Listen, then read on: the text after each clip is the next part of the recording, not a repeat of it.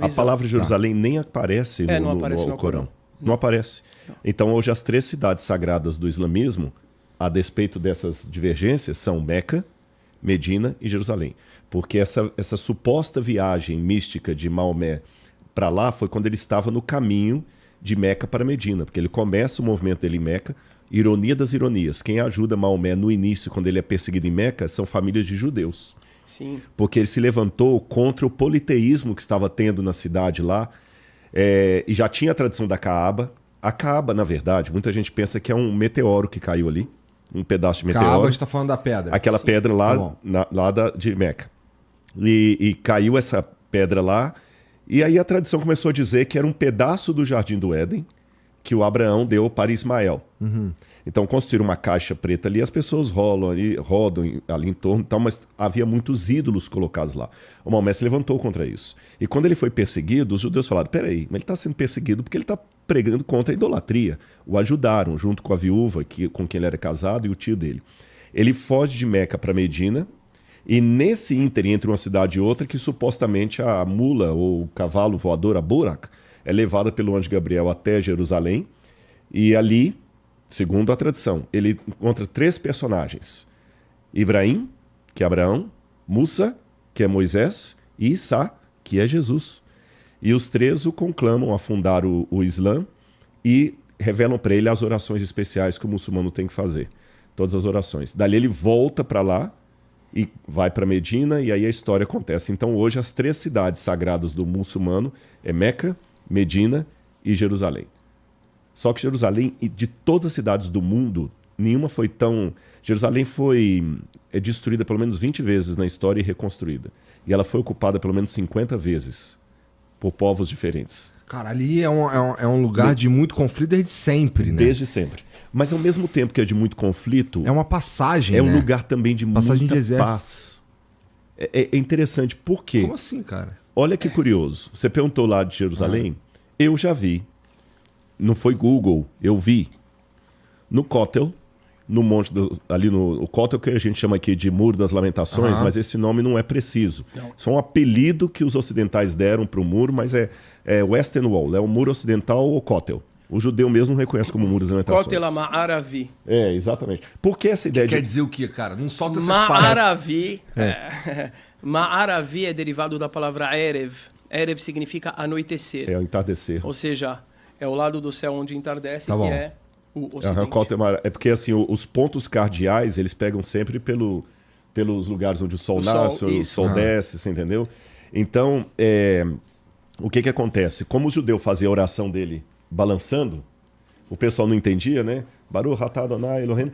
Aí eles pensavam, o judeu está lamentando. Entendi. Lamentando. E criaram o Muro das Lamentações e até com uma jocosidade antissemita para debochar dos judeus. Por isso que pegou o apelido, mas é um apelido errado. Esse muro, ele é de fato importante na tradição, ou ele é um muro que separa vocês dos judeus de onde eles querem chegar? Olha, boa pergunta. Quando ali, em 587 antes da Era Comum, nós falamos antes de Cristo, antes da Era Comum, Nabucodonosor destruiu o templo. 587, 586, porque o calendário aí você tem uma divergência. Quando vieram depois os judeus saindo do cativeiro da Babilônia e voltaram para a terra de Israel, eles foram reconstruir o templo na época de Artaxerxes, Neemias.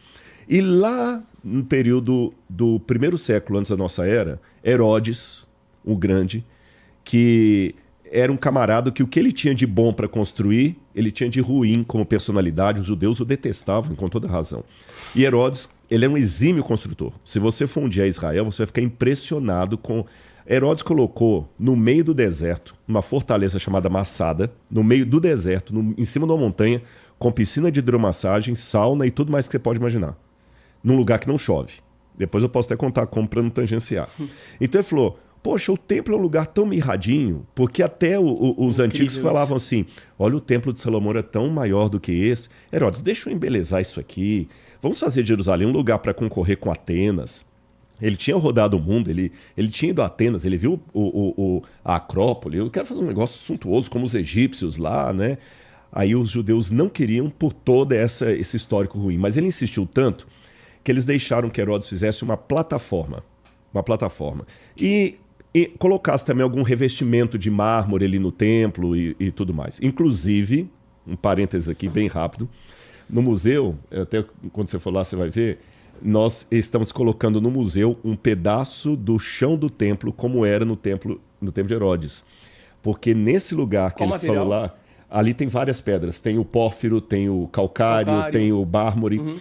Tem umas seis pedaços de pedras diferentes. Porque eu participei de um projeto lá em Israel chamado Sifin Project, que lá no Domo da Rocha, onde a gente não pode ir, daqui a pouquinho eu entro lá, os próprios administradores muçulmanos fizeram uma coisa meio clandestina lá para ampliar o lugar para Al-Aqsa. E tiraram muito entulho e jogaram perto da Universidade Hebraica. Aí o professor Gabriel Bacai foi chamado a atenção por um aluno e falou, peraí, eu vou até fazer o trocadilho. Se Maomé não vai à montanha, montanha vem Maomé. A gente não pode escavar lá. Mas se eles jogaram um entulho aqui, a gente pode peneirar. Então, achamos muitas coisas nesse entulho lá. E entre essas coisas que nós encontramos, vários pedaços de lajota. Cortado, vou chamar de lajota, assim. Entendi. Vieram assim, então a partir disso o pessoal começou a juntar o quebra-cabeça e a gente sabe agora como é o pátio do templo. Fantástico. E a gente vai fazer aqui no NASP uma réplica como era lá exatamente tal qual, com a ajuda dos arqueólogos de lá. Mas voltando à questão que estava falando, então o Herodes fez essa plataforma, 144 metros quadrados, um caixote mesmo, aquela plataforma assim, e o templo ficou em cima dela. Então imagina aquela caixote. E aqui o que acontece?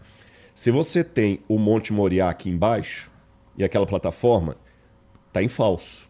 Então ele coloca entulho aqui, entulho em todos os lados e coloca o muro de arrimo. O muro de arrimo. Quando os romanos vêm no ano 70 e destroem o templo, eles destroem uma boa parte dos muros de arrimo, mas o muro ocidental ficou muito bem preservado. O muro ocidental e aquele pedaço ali de Hulda também, mas o muro ocidental é o que estava na época visível.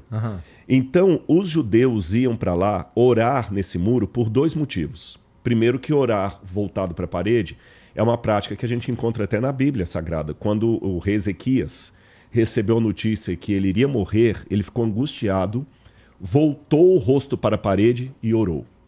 Então já tinha esse costume. Segundo, era o lugar mais próximo que o judeu tinha do antigo templo, mas do lado de fora. Por quê?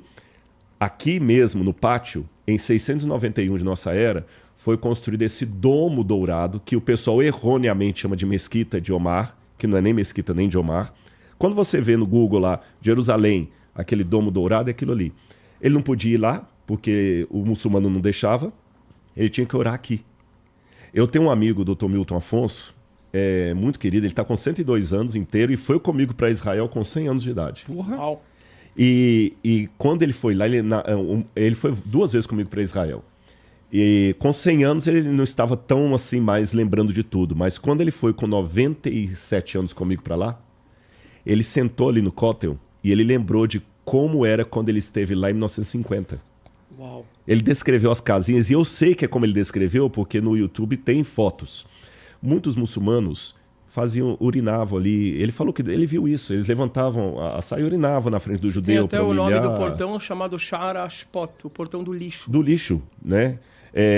Aí o que acontece? O judeu, então, até hoje, mesmo com Jerusalém sendo a capital de Israel, em 67, etc., até hoje o judeu só ora ali no Kotel. O Domo da Rocha, um judeu pode ir, mas tem todo um esquema de segurança, não é simples. Tem uma questão da lei, da Halahá também. Da Halahá também. Que hoje em dia está bastante polêmica em Israel. É uma das maiores polêmicas. Pode falar. Só completa. Não, só completa dizendo que o curioso, isso aqui não estou puxando sardinha para Israel, qualquer pessoa que visitar Israel sabe que eu estou falando é verdade. Do lado de cá do Kotel, no lado judeu, a única divisória que tem é entre homens de um lado e mulheres de outro. Fora isso, a única coisa que eles vão pedir para você fazer quando chegar perto lá do muro é colocar um chapéu. Não precisa ser um kippá como o dele, não. Pode ser um boné. Pode ser um boné. A gente estava falando disso. Qualquer coisa.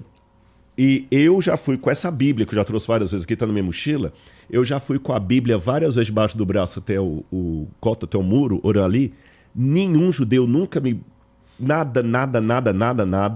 Nunca foi... Eu já vi padre indo com crucifixo de todo tamanho. E já vi muçulmano aqui andando tranquilamente. Sim. Agora, Vamos fazer o contrário. Quando eu vou na esplanada do Domo da Rocha, eu tenho que deixar a Bíblia, se você tiver um crucifixo, tudo lá, porque você não pode entrar com não nenhum pode rezar ali, objeto nem no pátio religioso. E lá é o lugar mais sagrado, de acordo com o judaísmo, é lá. Obviamente, antes de ter mesquita, muito antes, você tinha os templos. O judeu que pisa ali não pode rezar. Para o mesmo Deus, não é? Não é o mesmo Deus? Não pode. No lado judeu, o cristão e o árabe podem rezar. No lado do árabe, só o muçulmano pode rezar. Olha, mais